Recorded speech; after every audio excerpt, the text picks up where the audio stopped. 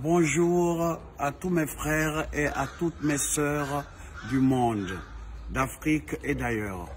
Je voudrais vous parler du coronavirus. C'est très grave et c'est très sérieux. Je vous demande à tous de respecter les consignes que nos gouvernants respectifs ont données.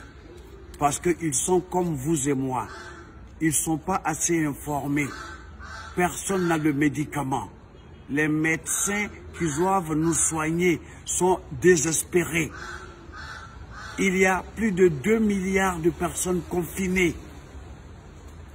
Ça veut dire que les infirmiers, les infirmières, il n'y en aura pas assez.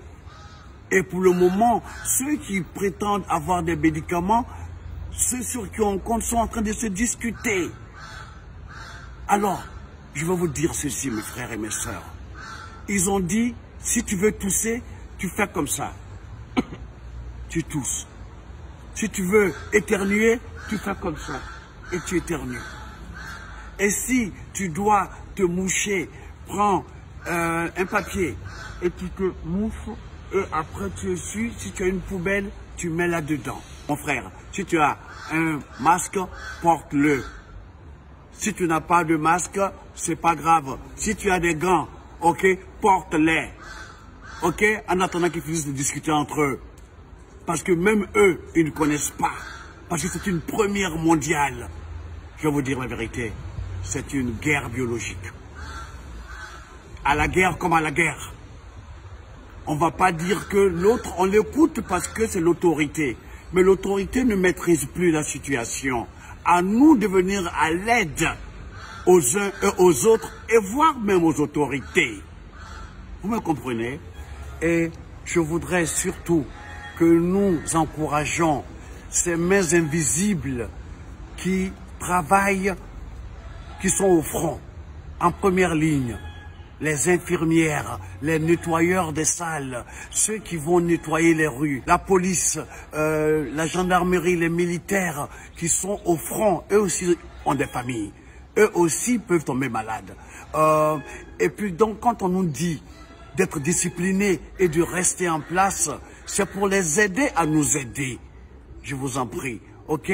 J'ai cité, j'ai oublié ceux qui viennent fournir les marchés en nourriture. Ok, pour qu'on puisse tenir. Les gars, il y a plusieurs personnes que je n'ai pas citées. Mais toutes ces mains invisibles qui donnent leur vie pour que nous, on puisse survivre dans cette guerre. On a le devoir de les protéger en respectant les consignes de sécurité, de confinement. Donc, je compte sur vous. Si on vous dit de confiner, je suis confiné à l'heure où je vous parle. Je me suis un peu habillé proprement pour vous parler. C'est une guerre contre l'invisible.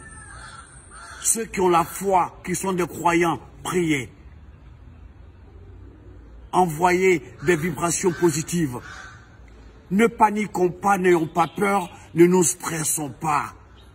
Parce que c'est beaucoup stressant. D'être là comme ça, on ne sait pas que faire. Entre le confinement et le couvre-feu, on ne sait pas. Alors, respectons ce qu'on dit, on ne sait jamais. Nous sommes la race de Dieu. Nous sommes plus forts que le démon. Vous m'avez compris? Que vous soyez croyant, païen, athée, c'est pas grave. Vous êtes des frères à nous. Et cette guerre, nous la gagnerons. Soyons solidaires. Aux politiques, je vous demanderai de dire la vérité si vous pouvez. Je sais que vous avez peur de créer la panique. Mais vous aussi, vous êtes malades. Parmi vous, il y a d'autres qui sont malades. Ce mal est planétaire. Cet ennemi est invisible. Mais il est visible par tout le dégât, tout le méfait qu'il fait.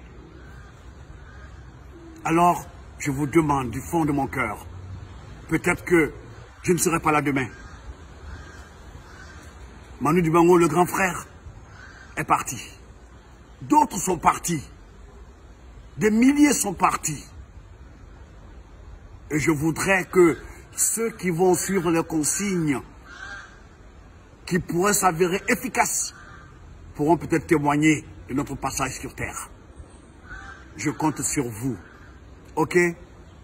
Et en tant que musulman, on dit La ilaha illallah. La ilaha illallah. La ilaha illallah. Seul Dieu peut nous sauver et Dieu nous aidera. Allez, tenez bon les gars. Ok? Merci.